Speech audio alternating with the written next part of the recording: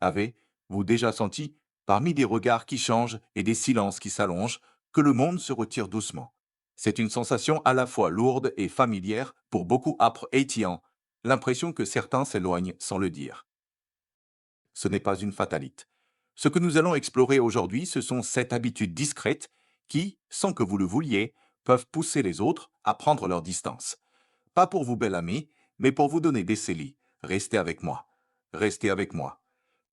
Numéro 1, la plainte constante. Parfois, la plainte n'est qu'une voix qui réclame d'être entendue. Douleur, solitude, nostalgie. Pourtant, répéter les mêmes paroles sur les mots, le monde qui ne vaut plus rien, ou les petites injustices quotidiennes, finit par peser. Les proches quittent une piste plus fatigue qu'en entrant.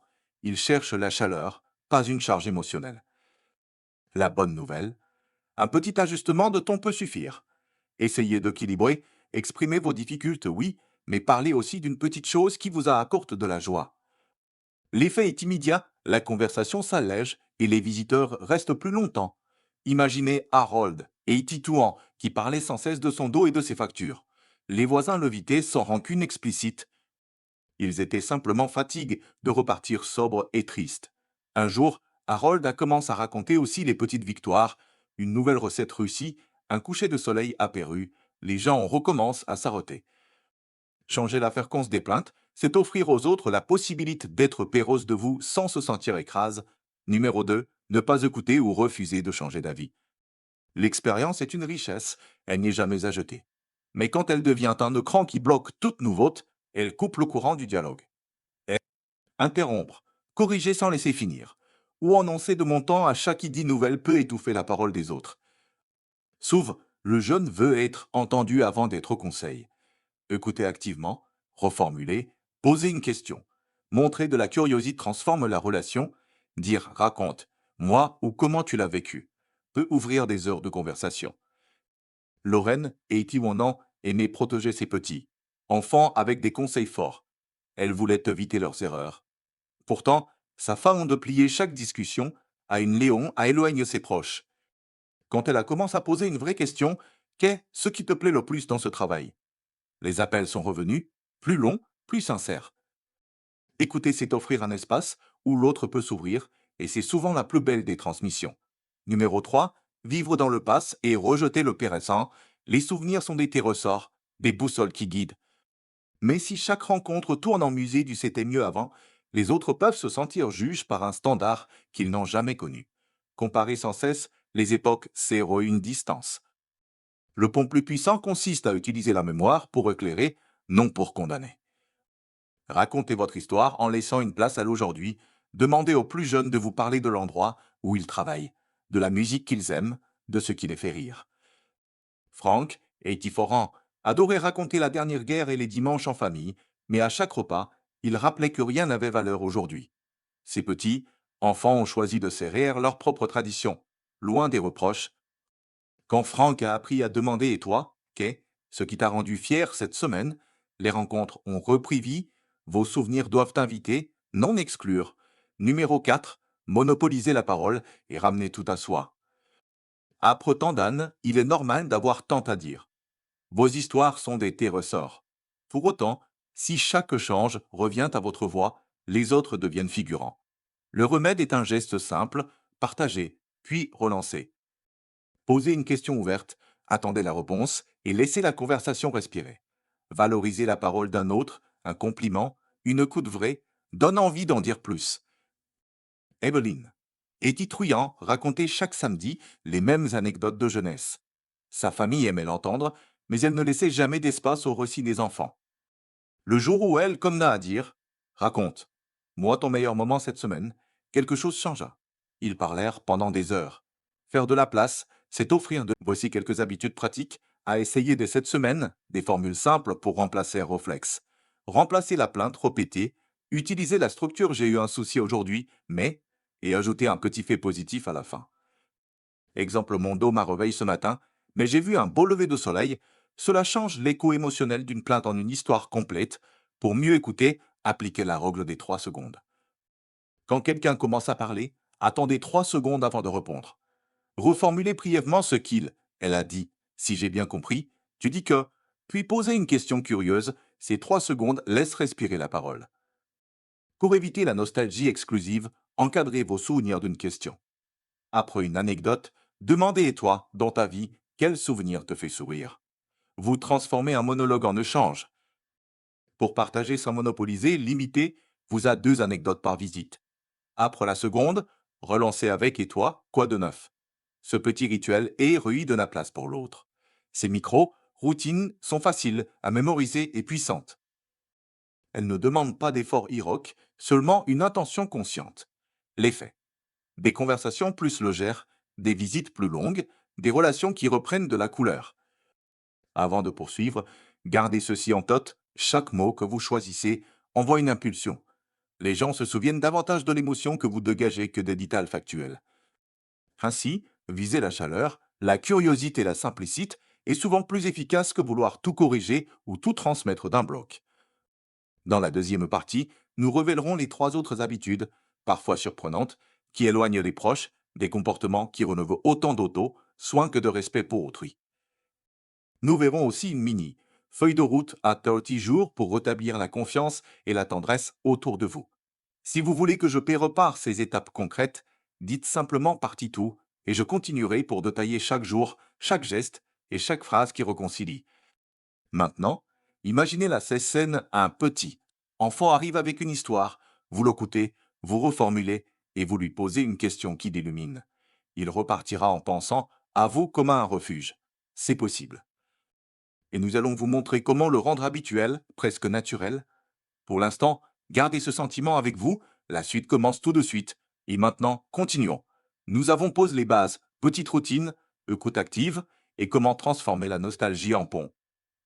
Voici les 3 dernières habitudes, plus subtiles, parfois douloureuses, qui serrent une distance. Nous les décryptons, puis je vous donne une feuille de route concrète, jour par jour, pour retrouver chaleur et respect dans vos relations. Numéro 5. S'accrocher à des normes sociales de passé. Il y a une différence entre transmettre une valeur et imposer une règle.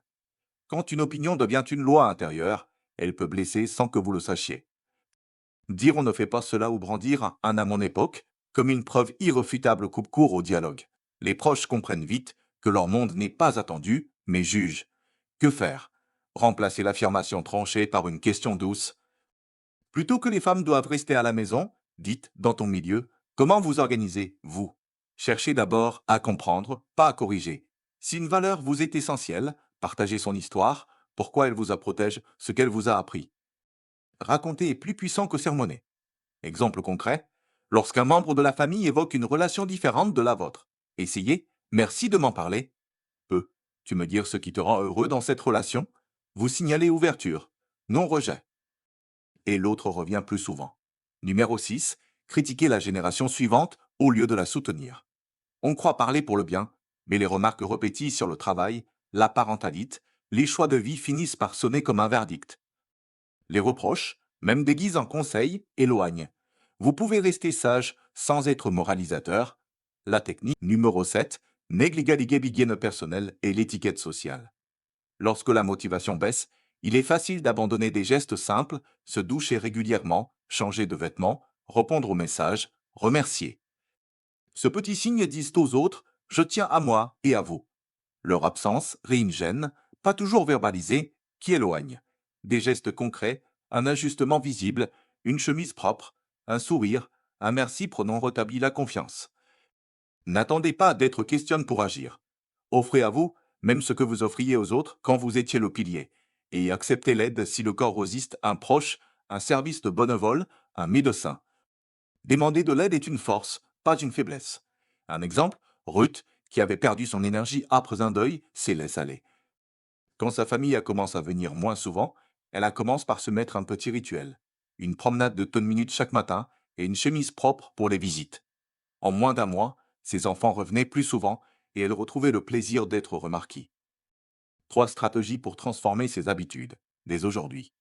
La règle des 3 petites victoires, chaque jour, notez 3 petites actions qui améliorent une relation. Un appel de 2 minutes, une question sincère, un compliment. Ce micro, action remplace les vieux réflexes et renforce l'attachement. Le miroir de parole, quand quelqu'un vous parle, reformulez en une phrase, si j'ai bien compris, tu dis que Cela montre que vous écoutez vraiment. Évitez toute réponse qui commence par oui, mais pendant la reformulation. L'atelier de curiosité, une fois par semaine, demandez à un proche de vous raconter une recette, puis demandez 2 détails. Un vrai intérêt active l'empathie et renforce le lien émotionnel. Feuille de route, 30 jours, simple, progressive, connue pour devenir habitude. Semaine 1, réveil de l'écoute. Jour 1, notez une plainte récurrente que vous avez entendue sur vous. Écrivez là. Jour 2, passez 3 secondes de silence avant de répondre à une phrase. Jour 3, posez une question ouverte à un proche. Qu'est ce qui t'a rendu heureux aujourd'hui? Jour 4, partagez une petite victoire du jour, même simple. Jour 5, reformulez ce qu'on vous dit au moins une fois. Jour 6, limitez vos anecdotes à 2 par visite. Jour 7, faites une liste de 5 souvenirs positifs à raconter avec une question liée à chaque souvenir pour inviter l'autre à répondre. Semaine tout en énergie. Jour 8, à chaque plainte, terminez par une note positive. Jour 9, remplacez un c'était mieux avant par raconte. Moi, ce qui est bien aujourd'hui. Jour 10, offrez un compliment sincère à quelqu'un. Jour 11, faites une promenade ou une activité courte pour entretenir votre énergie. Jour 12, invitez un proche pour un café virtuel ou reel de 15 minutes. Jour 13, envoyez un message de remerciement à quelqu'un. Jour 14, relisez votre semaine. Notez ce qui a fonctionné. Semaine tri, ouverture and respect. Jour 15, avant de donner un conseil, demandez si on veut le recevoir. Jour 16, racontez une histoire personnelle en 90 secondes, puis demandez l'avis de l'autre. Day 17. Posez la question qu'est ce qui te rend fier et écoutez sans interrompre. Jour 18. Remplacez une critique par une curiosité. Pourquoi tu choisis cela? Jour 19. Partagez une nouvelle découverte musique, film, recette et demandez un avis. Jour 20. Faites un geste d'hygiène visible, coiffure, tenue propre, sourire. Jour 21. Invite un proche à vous montrer quelque chose de son monde photo, téléphone, travail. Semaine for consolidation and celebration. Jour 22. Relisez vos notes depuis le début du mois.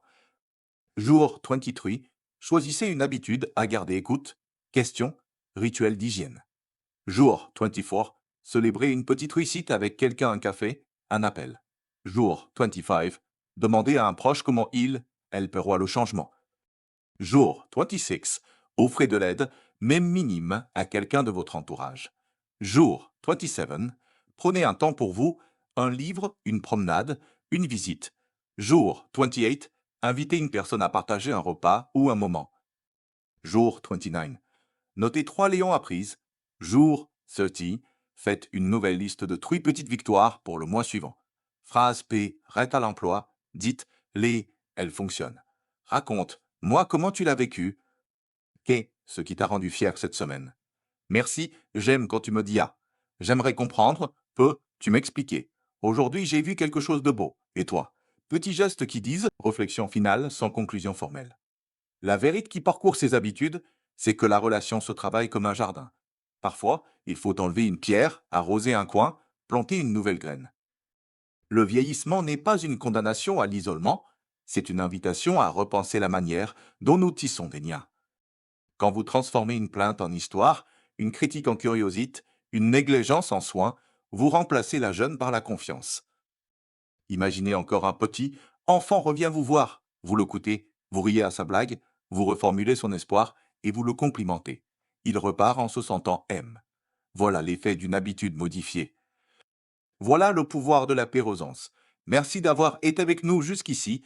Votre pérosance compte plus que vous ne l'imaginez. Si cette vidéo vous a parlé, aidez, nous a touché d'autres personnes, aimez la vidéo, abonnez, vous a Sage et activez la cloche pour ne rater aucune astuce qui enrichit la vie après IT. Partagez-la avec un parent, un voisin ou un ami qui pourrait retrouver confiance, j'ai grâce à ces conseils. Votre commentaire nous est précieux. Dites quelle habitude vous voulez changer, racontez une petite histoire ou posez une question, nous lisons et répondons. Pour la suite pratique avec la feuille de route 30 jours, écrivez partie tout, voir la description pour ressources et exercices faciles à faire chez soi. Rejoignez-nous sur les ressources pour partager vos progrès et encourager d'autres zen. Merci de soutenir Sage. Votre attention transforme des vies. À très bientôt. Prenez soin de vous. Merci.